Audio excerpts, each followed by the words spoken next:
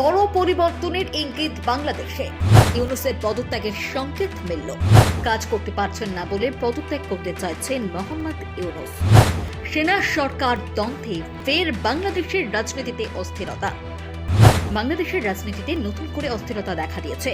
অন্তর্বর্তী সরকারের প্রধান উপদেষ্টা নোবেলজয়ী ডক্টর মোহাম্মদ ইউনূসের পদত্যাগের ইঙ্গিত দিয়েছেন।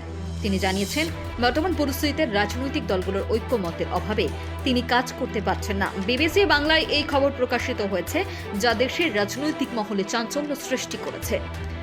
জাতীয় নাগরিক পার্টির আহ্বায়ক নাহিদ ইসলাম বিবিসি বাংলাকে জানান, ডক্টর ইউনূস সত্যি পদত্যাগের কথা ভাবছেন। তার অভিযোগ, রাজনৈতিক দলগুলোর অনমনীয় মনোভাব এমন পরিস্থিতি তৈরি করেছে যেখানে তার হাত পা বাঁধা অবস্থা।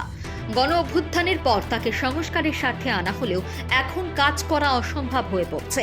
নাহিদ জানান, আমরা আজ সকাল থেকেই স্যারের পদত্যাগের খবর পাচ্ছি, তাই আমি স্যারের সাথে দেখা করতে গিয়েছিলাম বিষয়টি নিয়ে আলোচনা করার জন্য। তিনি বলেছেন, তিনি সত্যি এই বিষয়ে ভাবছেন। তিনি মনে করেন এখন পরিস্থিতি এমন যে তিনি কাজ করতে পারছেন না।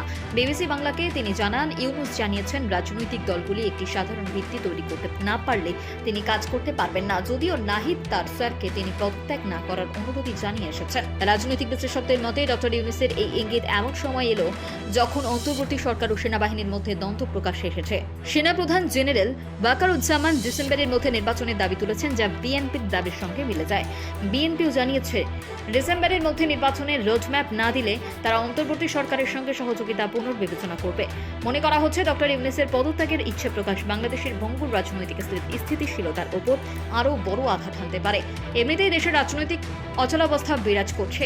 একটি অন্তর্বর্তী সরকারের প্রধান হিসেবে ইউনূসের ভূমিকা ছিল রাজনৈতিক দলগুলোর মধ্যে সংলাপের মাধ্যমে একটি সুষ্ঠু নির্বাচনের পথ প্রশস্ত করা। কিন্তু তার এই অসহায়ত্ব ইঙ্গিত দিচ্ছে যে সেই কাজটি প্রত্যাশা অনুযায়ী এগোচ্ছে না। যদি ডক্টর ইউনূস শেষ পর্যন্ত পদত্যাগ করেন, তবে বাংলাদেশের রাজনীতিতে এক বিরাট শূন্যতা তৈরি হবে।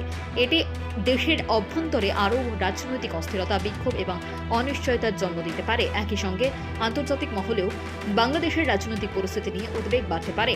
এখন দেখার বিষয়, দেশের রাজনৈতিক নেতৃত্ব এই টালমাটাল পরিস্থিতিতে সামাল দিতে কতটা সক্ষম হয় এবং ডক্টর ইউনূসের এই ইঙ্গিত শেষ পর্যন্ত কী পরিণতি ডেকে আনে। বাংলাদেশের রাজনৈতিক ভবিষ্যৎ বর্তমানে এক অনিশ্চিত মোড়ে দাঁড়িয়ে।